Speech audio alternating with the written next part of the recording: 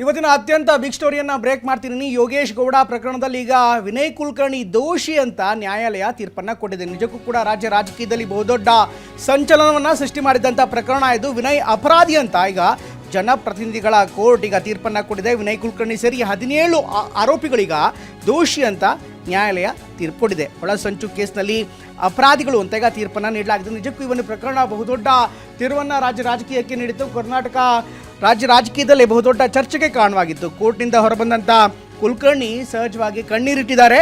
3 ಮಕ್ಕಳನ್ನು ತಪ್ಪಿಕೊಂಡು ವಿನಯ್ ಕಣ್ಣೀರಿಟ್ಟಿರೋ ಬಗ್ಗೆ ಮಾಹಿತಿ ಲಭ್ಯವಾಗ್ತಾ ಇದೆ.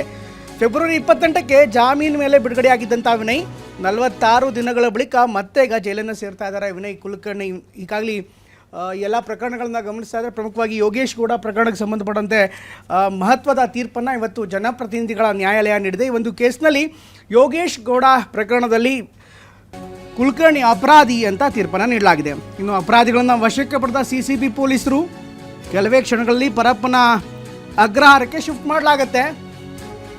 ನಾಳೆ ಹಾಜರುಪಡಿಸಲು ಜೈಲು ಅಧಿಕಾರಿಗಳಿಗೆ ಸೂಚನೆ, ನಾಳೆ ಮತ್ತೆ ಅವರನ್ನು ಸಮನ್ ಮಾಡಿ ಅಂತ ಸೂಚನೆಯನ್ನು ಕೊಡಲಾಗಿದೆ. ಒಂದು ಪ್ರಕರಣ ನಿಜಕ್ಕೂ ಹೊಸದೊಂದು ತಿರುವನ್ನು ರಾಜಕೀಯಕ್ಕೂ ಕೂಡ ನೀಡಿತ್ತು. ಕಾಂಗ್ರೆಸ್ ನಾಯಕರಿಗೂ ಕೂಡ ಸಾಕಷ್ಟು ತೊಂದರೆ ಆಗಿತ್ತು. ಅದರಲ್ಲೂ ಕೂಡ ವಿನಯ್ ಕುಲಕರ್ಣಿ ಸೇರಿದಂತೆ 17 ಮಂದಿನ ಇವತ್ತು ಮತ್ತೆ ದೋಷಿ ಅಂತ ಮಾಡಲಾಗಿದೆ. 46 ದಿನದ ಹಿಂದೆ ವಿನಯ್ ಕುಲಕರ್ಣಿ ಅವರಿಗೆ ಜಾಮೀನು ಕೂಡ ಸಿಕ್ಕಿತ್ತು. ಅದಾದ ಬಳಿಕ ಮತ್ತೆ ಈಗ ಜನಪ್ರತಿನಿಧಿಗಳ ನ್ಯಾಯಾಲಯದಲ್ಲಿ ತೀರ್ಪು ಬಾಕಿ ಇತ್ತು. ಹೀಗಾಗಿ ಈ ತೀರ್ಪನ್ನು ಕೊಡಲಾಗಿದೆ. ಜೊತೆಗೆ ಶಿಕ್ಷೆಯ ಪ್ರಮಾಣವನ್ನು ನಾಳೆ ಪ್ರಕಟ ಮಾಡ್ತಾರೆ ಅಂತ ಹೇಳಲಾಗ್ತಾ ಇದೆ. ಇನ್ನು ವಿನಯ್ ಕುಲಕರ್ಣಿ ದೋಷಿ, ಈಗ ಮುಂದೇನಾಗತ್ತೆ ಹಾಗಾದರೆ ಅದ್ರ ಬಗ್ಗೆ ಕೂಡ ಈಗ ಚರ್ಚೆ ನಡೀತಾ ಇದೆ. ಯಾಕೆಂದರೆ ಸದ್ಯಕ್ಕೆ ಶಾಸಕರಾಗಿದ್ದಾರೆ. ಹೀಗಾಗಿ ಈ ಶಾಸಕ ಸ್ಥಾನಕ್ಕೂ ಕೂಡ ಕುತ್ತು ಬರುತ್ತಾ, ಈ ಶಾಸಕ ಸ್ಥಾನ ಹೋಗುತ್ತಾ, ಅದು ಕೂಡ ಒಂದು ದೊಡ್ಡ ಪ್ರಶ್ನೆ. ವಿನಯ್ ವಿರುದ್ಧ ಕೊಲೆ ಹಾಗೂ ಒಳಸಂಚು ಸಾಬೀತಾಗಿರುವಂಥ ಹಿನ್ನೆಲೆಯಲ್ಲಿ ಈಗ ಬಹುದೊಡ್ಡ ಚರ್ಚೆ ನಡೀತಾ ಇದೆ. ಮುಂದೇನಾಗುತ್ತೆ, ವಾಟ್ ಆರ್ ದ ಆಪ್ಷನ್ಸ್ ಅಥವಾ ವಿನಯ್ ಕುಲಕರ್ಣಿಗೆ ಏನೆಲ್ಲ ಆಪ್ಷನ್ಸ್ಗಳಿದೆ ಅದರ ಬಗ್ಗೆ ಕೂಡ ಚರ್ಚೆ ಆಗ್ತಾ ಇದೆ. ವಿನಯ್ ಕುಲಕರ್ಣಿ ದೋಷಿ ಅಂತ ಹೇಳ್ತಾ ಇದ್ದಂತಾನೆ ಈಗ ಅವರ ಶಾಸಕ ಸ್ಥಾನಕ್ಕೂ ಕೂಡ ಕುತ್ತು ಬರ್ತಾ ಇದೆ. ವಿನಯ್ ವಿರುದ್ಧ ಕೊಲೆ ಹಾಗೂ ಒಳಸಂಚು ಸಾಬೀತಾಗಿದೆ. ಕನಿಷ್ಠ ಜೀವಾವಧಿ ಶಿಕ್ಷೆ, ಗರಿಷ್ಠ ಮರಣದಂಡನೆಗೆ ಅವಕಾಶ ಇದೆ. ಈಗ 2 ವರ್ಷಕ್ಕಿಂತ ಹೆಚ್ಚು ಶಿಕ್ಷೆಯಾದರೆ ಅವರ ಶಾಸಕ ಸ್ಥಾನಕ್ಕೆ ಅನರ್ಹತೆ ಭೀತಿ ಕಾಡುತ್ತೆ. ಹೈಕೋರ್ಟ್ ಮೇಲ್ಮನವಿ ಸಲ್ಲಿಸುವಂಥ ಸಾಧ್ಯತೆ ಕೂಡ ಇರುತ್ತೆ. ಆವಾಗ ಅಲ್ಲೋಗಿ ಜಾಮೀನು ಕೇಳ್ಬೋದು. ದೋಷಿಯನ್ನಾಗಿಸಿದಂಥ ತೀರ್ಪಿಗೆ ತಡೆಯಾಜ್ಞೆ ಕೂಡ ಕೋರ್ಬೋದು. ತಡೆಯಾಜ್ಞೆ ಸಿಕ್ಕರೆ ಮಾತ್ರ ಅವರ ಸ್ಥಾನ ಉಳ್ಕೊಳ್ಳುತ್ತೆ ಅಂತ ಹೇಳಲಾಗ್ತದೆ. ಒಟ್ಟಲ್ಲಿ ಅವರ ಶಾಸಕ ಸ್ಥಾನಕ್ಕೆ ಸಂಬಂಧಪಟ್ಟಂತೆ ಸಾಕಷ್ಟು ಪ್ರಶ್ನಾರ್ಥಕ ಚಿಹ್ನೆ ಕೂಡ ಇದೆ. ಮುಂದೇನಾಗತ್ತೆ ಅಂತ ಸಹಜವಾಗಿ ಒಂದು ಪ್ರಕರಣದಲ್ಲಿ ಈಗ ಅವರ ರಾಜಕೀಯ ಭವಿಷ್ಯ ಕೂಡ ಇದೆ. ಒಂದು ವೇಳೆ ಜಾಮೀನು ಸಿಗದೇ ಇದ್ದರೆ ಸಹಜವಾಗಿ ಮತ್ತೆ ಜೈಲಲ್ಲೇ ಇರ್ತಾರೆ. ಅವರ ರಾಜಕೀಯ ಕೂಡ ಅಲ್ಲೇ ಅಂತ್ಯವಾಗುವಂಥ ಸಾಧ್ಯತೆ ಇರುತ್ತೆ. ಮುಂದೆ ಅವರು ಹೈಕೋರ್ಟ್ಗೆ ಹೋಗ್ಬೋದು, ಅಪೀಲ್ ಮಾಡ್ಬೋದು. ಏನಾಗುತ್ತೆ ಅದಲ್ಲೂ ಕೂಡ ಇನ್ನೂ ದೊಡ್ಡ ಪ್ರಶ್ನೆಯಾಗೇ ಉಳಿದಿದೆ. ಈ ಬಗ್ಗೆ ಇನ್ನಷ್ಟು ಹೆಚ್ಚಿನ ವಿವರವನ್ನು ಕೊಡ್ತಾರೆ ನಮ್ಮ ಪ್ರತಿನಿಧಿ ರಮೇಶ್ ಜಾಯ್ನ್ ಆಗ್ತಿದ್ದಾರೆ ಲೈವಲ್ಲಿ. ರಮೇಶ್, ಈ ತೀರ್ಪಿನ ಪ್ರಮುಖ ಅಂಶಗಳೇನಿತ್ತು, ಜೊತೆಗೆ ಯಾವ ಆಧಾರದಲ್ಲಿ ಈಗ ಅವರನ್ನು ದೋಷಿ ಅಂತ ಪರಿಗಣಿಸ್ತಾ ಇತ್ತು, ಜೊತೆಗೆ ಇವತ್ತು ಕೋರ್ಟ್ನಲ್ಲಿ ಏನಾಯಿತು ಅದರ ವಿವರವನ್ನು ಕೊಡ್ಬೋದಾ? ಪ್ರಮೋದ್, ಇವತ್ತು ವಿನಯ್ ಕುಲಕರ್ಣಿಗೆ ಬಹಳ ದೊಡ್ಡ ಹಿನ್ನಡೆ ಆಗಿದೆ.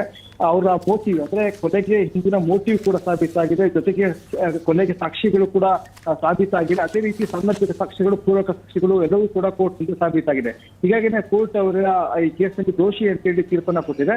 ಇವರ ಶಿಕ್ಷೆ ಪ್ರಮಾಣದ ಬಗ್ಗೆ ನಾಳೆ ವಿಚಾರಣೆ ಆಗುತ್ತೆ. ಮತ್ತೆ ಆರೋಪಿ ಅಂದ್ರೆ ಏನು ಅಪರಾಧಿ ಅಂತ ಘೋಷಣೆ ಆಗಿದೆ. ಎಲ್ಲರನ್ನೂ ಕೂಡ ಕೇಳ್ತಾರೆ ಶಿಕ್ಷೆ ಪ್ರಮಾಣದ ಬಗ್ಗೆ, ನಿಮ್ಮ ಹೇಳಿಕೆ ಏನಾದ್ರು ಇದೆಯಾ ಅಂತ ಹೇಳಿ ಅವರ ವಾದವನ್ನ ಕೂಡ ಕೇಳಿ ಕೊನೆಗೆ ಕೋರ್ಟ್ ನಾಳೆ ಅಥವಾ ನಾಡಿದ್ದು ಈ ಬಗ್ಗೆ ತೀರ್ಮಾನ ಮಾಡುತ್ತೆ ಈಗ ಶಿಕ್ಷೆ ಏನಿರಬೇಕು ಅಂತ ಹೇಳಿ. ಆದ್ರೆ ಕಾನೂನು ಪ್ರಕಾರ ಕನಿಷ್ಠ ಶಿಕ್ಷೆ ಜೀವಾವಧಿ ಇದೆ, ಗರಿಷ್ಠ ಶಿಕ್ಷೆ ಅವರಿಗೆ ಮರಣದಂಡನೆಯನ್ನು ಕೂಡ ವಿಧಿಸಬಹುದು. ಅಪರೂಪದ ಪ್ರಕರಣ ಆದ್ರೆ ಮಾತ್ರ ಮರಣದಂಡನೆ ವಿಧಿಸಬಹುದು. ಈ ಕೇಸ್ನ ಕೋರ್ಟ್ ಹೇಗೆ ಕನ್ಸಿಡರ್ ಮಾಡುತ್ತೆ ಅನ್ನೋದ್ರ ಮೇಲೆ ಅವ್ರಿಗೆ ಜೀವಾವಧಿ ಶಿಕ್ಷೆ ಆಗುತ್ತೆ, ಮರಣದಂಡನೆ ಆಗುತ್ತೆ ಅನ್ನೋ ತೀರ್ಮಾನ ಆಗುತ್ತೆ. ಮತ್ತೆ ಈ ಕೇಸ್ನಲ್ಲಿ ಏನು ಯೋಗೇಶ್ ಗೌಡರ ವಿರುದ್ಧ ಏನು ಮೋಟಿವ್ ಇತ್ತು ಅನ್ನೋದನ್ನ ಪ್ರೂವ್ ಮಾಡೋದ್ರಲ್ಲಿ CBI ಯಶಸ್ವಿಯಾಗಿದೆ. ಯಾಕೆಂತಂದ್ರೆ ಜಿಲ್ಲಾ ಪಂಚಾಯತಿ ಮೀಟಿಂಗ್ ನಲ್ಲಿ ಇಬ್ಬರು ಜಗಳ ಆಡ್ಕೊಂಡಿದ್ರು. ಅದಾದ್ಮೇಲೆ ಇವ್ರನ್ನ ಕೊಲೆ ಮಾಡ್ಬೇಕು ಅಂತ ಹೇಳಿ ಪ್ಲಾನ್ ಮಾಡಿದ್ದು. ಜೊತೆಗೆ ಈ ಕೇಸ್ನಲ್ಲಿ A1 ಆರೋಪಿನೇ ಇರಲಿ ಅಪ್ರೂವರ್ ಆಗಿದೆ. ಈ ಕೇಸ್ ಟರ್ನಿಂಗ್ ಪಾಯಿಂಟ್ ಅಂತ ಹೇಳ್ಬೋದು. ಯಾಕಂದ್ರೆ ಅಪ್ರೂವರ್ ಯಾರಾಗಿದ್ದಾನೆ ಆತನೇ ಎಲ್ಲವನ್ನು ಕೂಡ ಅರೇಂಜ್ ಮಾಡ್ಕೊಟ್ಟಿದ್ದು. ಅಂದ್ರೆ ಕೊಲೆಗೆ ಬೇಕಾದಂತ ಎಲ್ಲಾ ವ್ಯವಸ್ಥೆಗಳನ್ನ ಮಾಡ್ಕೊಟ್ಟಿದ್ದು ಆತನೇ ಈ ಕೇಸ್ನ ಪ್ರಮುಖ ಲಿಂಕ್. ಅಂದ್ರೆ ವಿನಯ್ ಕುಲಕರ್ಣಿಗೂ ಮತ್ತೆ ಕೊಲೆ ಮಾಡೋರ್ಗೂ ಮಧ್ಯದ ಲಿಂಕೇನೆ ಆತನೇ ಕೇಸ್ ಅಪ್ರೂವರ್ ಆಗಿದ್ದು. ಈಗ ವಿನಯ್ ಕುಲಕರ್ಣಿಗೆ ಶಿಕ್ಷೆ ಆಗಿದೆ ಅಂತ ಹೇಳ್ಬೋದು. ಹೀಗಾಗಿ ಅಂತಿಮವಾಗಿ ಇವರ ಶಾಸಕ ಸ್ಥಾನ ಅನರ್ಹ ಆಗುತ್ತೆ ಇರುವ ಅನ್ನೋದನ್ನ ಈಗ ಹೈಕೋರ್ಟ್ ನಲ್ಲಿ ಇವರ ಮೇಲ್ಮನವಿ ಸಲ್ಲಿಸಿ ಅಲ್ಲೇನಾದ್ರೂ ಕೇಸ್ ಸಿಕ್ಕೇ ಹೋದ್ರೆ ಆಗ ಇವರು ಶಾಸಕ ಸ್ಥಾನ ಅನರ್ಹಗೊಳ್ತಾರೆ. ಆಗ ಆ ಸಂದರ್ಭದಲ್ಲಿ ಮತ್ತೆ ಮರು ಚುನಾವಣೆ ಅಥವಾ ಉಪಚುನಾವಣೆ ಆ ಕಾನ್ಸ್ಟಿಟ್ಯೂನ್ಸಿಯಲ್ಲಿ ನಡೆಯುತ್ತೆ. ಹೀಗಾಗಿ ಒಟ್ಟಾರೆ ಈ ಕೇಸ್ನಲ್ಲಿ ವಿನಯ್ ಕುಲಕರ್ಣಿಗೆ ಬಹಳ ದೊಡ್ಡ ಹಿನ್ನಡೆ ಆಗಿದೆ. CBI ತನ್ನ ಕೇಸನ್ನ ಸಾಬೀತು ಮಾಡೋದ್ರಲ್ಲಿ ಯಶಸ್ವಿಯಾಗಿದೆ ಅಂತ ಹೇಳ್ಬೋದು. ರಮೇಶ್, ಈಗ ವಿನಯ್ ಕುಲಕರ್ಣಿಗೆ ಉಳಿದಿರುವಂಥ ಆಪ್ಷನ್ ಏನು? ಅಫ್ಕೋರ್ಸ್ ಹೈಕೋರ್ಟ್ಗೆ ಹೋಗ್ಬೋದು, ಬಟ್ ಅಲ್ಲಿ ಪ್ರಾಸ್ಪೆಕ್ಟ್ ಪ್ರಾಸ್ಪೆಕ್ಟ್ಸ್ಗಳು ಹೇಗಿದೆ ಈ ಕೇಸನ್ನ ಮೆರಿಟ್ ಆಗಿ ಅಥವಾ ಕೇಸ್ನ ದಾಖಲೆಗಳು ಕೊಟ್ಟಂಥ ತೀರ್ಪನ್ನು ಆಧಾರವಾಗಿ ಇಟ್ಕೊಂಡು ನೋಡ್ತಾ ಇದ್ದಾರೆ ಅಥವಾ ಈ ಜನಪ್ರತಿನಿಧಿಗಳ ನ್ಯಾಯಾಲಯ ಅಬ್ಸರ್ವ್ ಮಾಡಿರುವಂಥ ಅಂಶಗಳನ್ನು ಗಮನಿಸ್ತಾ ಇದ್ದಾರೆ ವಿನಯ್ ಕುಲಕರ್ಣಿಗೆ ಮುಂದೆ ಇರುವಂಥ ಆಪ್ಷನ್ಸ್ಗಳೇನು ರಮೇಶ್? ವಿನಯ್ ಕುಲಕರ್ಣಿಗೆ ಬಹಳ ಕಠಿಣವಾದ ಹಾದಿ ಮುಂದಿದೆ ಪ್ರಮೋದ್. ಯಾಕೆಂತಂದ್ರೆ ಒಂದ್ ವೇಳೆ ಏನಾದ್ರು ಈಗ ಹೈಕೋರ್ಟ್ ಅಲ್ಲಿ ಮೇಲ್ಮನವಿ ಸಲ್ಲಿಸಲಿಕ್ಕೆ ಅವ್ರಿಗೆ ಅವಕಾಶ ಇದ್ದೇ ಇದೆ. ಅವ್ರು ಹೈಕೋರ್ಟ್ ನ ಮೇಲ್ಮನವಿ ಸಲ್ಲಿಸಿ ಒಂದು suspension of sentence and bail ತಗೋಬಹುದು, ಅಂದ್ರೆ ಶಿಕ್ಷೆಯನ್ನ ಅಮಾನತಿನಲ್ಲಿಟ್ಟು ಜಾಮೀನು ತಗೋಬಹುದು.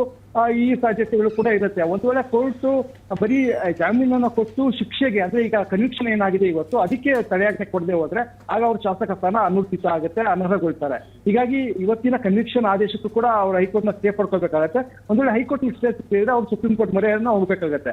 ಈಗ ಒಂದ್ ವೇಳೆ ಏನಾದ್ರು ಕೋರ್ಟ್ ಜಾಮೀನು ಕೊಡೋದಕ್ಕೂ ನಿರಾಕರಿಸಿದ್ರೆ, ಸ್ಟೇ ಕೊಡೋದಕ್ಕೂ ನಿರಾಕರಿಸಿದ್ರೆ ಆಗ ಅವ್ರು ಜೈಲಲ್ಲೇ ಇರ್ಬೇಕಾಗತ್ತೆ, ಮತ್ತೆ ಶಾಸಕ ಸ್ಥಾನ ಕೂಡ ಅನುಚಿತ ಆಗುತ್ತೆ. ಹೀಗಾಗಿ ಇದು ಬಹಳ ದೊಡ್ಡ ಸವಾಲು. ಇನ್ನು ಈ ಕೇಸ್ನಲ್ಲಿ ಮೆರಿಟ್ಸ್ ಕೂಡ ಬಹಳ ಗಂಭೀರವಾಗಿದೆ. ಯಾಕಂದ್ರೆ ಮೋಟಿವ್ ಪ್ರೂವ್ ಆಗಿದೆ, ಸಾಂದರ್ಭಿಕ ಸಾಕ್ಷಿಗಳು ಪ್ರೂವ್ ಆಗಿದೆ, ಮತ್ತೆ ಪ್ರತ್ಯಕ್ಷ ಸಾಕ್ಷಿಗಳು ಕೂಡ ಹೇಳಿಕೆಯನ್ನು ಕೊಟ್ಟಿದ್ದಾರೆ. ಆದ್ರೆ ಎಷ್ಟೋ ಜನ ಸಾಕ್ಷಿಗಳೇನಿದ್ದಾರೆ ಅವರು ಹಾಸ್ಟೆಲ್ ಆಗಿದ್ದಾರೆ. ಹೀಗಾಗಿ ಅದು ಎಲ್ಲೋ ಒಂದ್ ಕಡೆ ಅವ್ರಿಗೆ ಅನುಕೂಲ ಆಗ್ಬೋದು ಅನ್ನೋ ನಿರೀಕ್ಷೆನ ಅವ್ರು ಇಟ್ಕೊಂಡಿದ್ದಾರೆ. ಆದ್ರೆ ಅಂತಿಮವಾಗಿ ಕೋರ್ಟ್ ತೀರ್ಮಾನ ಮಾಡುತ್ತೆ ಈ ಕೇಸ್ನಲ್ಲಿ ಏನಾದ್ರು ಅಂದ್ರೆ ಸಿಬಿಐ ಸಾಬೀತು ಮಾಡಿದ್ಯಾ ಇಲ್ವಾ ಅನ್ನೋದು. ಆದ್ರೆ ಸದ್ಯದ ಮಟ್ಟಿಗಂತೂ ವಿನಯ್ ಕುಲಕರ್ಣಿಗೆ ಬಹಳ ದೊಡ್ಡ ಹಿನ್ನಡೆ ಆಗಿದೆ. ಮುಂದೆ ಹೈಕೋರ್ಟ್ ಮತ್ತೆ ಸುಪ್ರೀಂ ಕೋರ್ಟ್ ನಲ್ಲಿ ಅವ್ರ ಕಾನೂನು ಹೋರಾಟ ನಡೆಯುತ್ತೆ, ಅದು ಅವ್ರ ಭವಿಷ್ಯವನ್ನ ನಿರ್ಧಾರ ಮಾಡುತ್ತೆ. ಥ್ಯಾಂಕ್ ಯು ರಮೇಶ್ ಎಲ್ಲ ಮಾಹಿತಿಗಾಗಿ.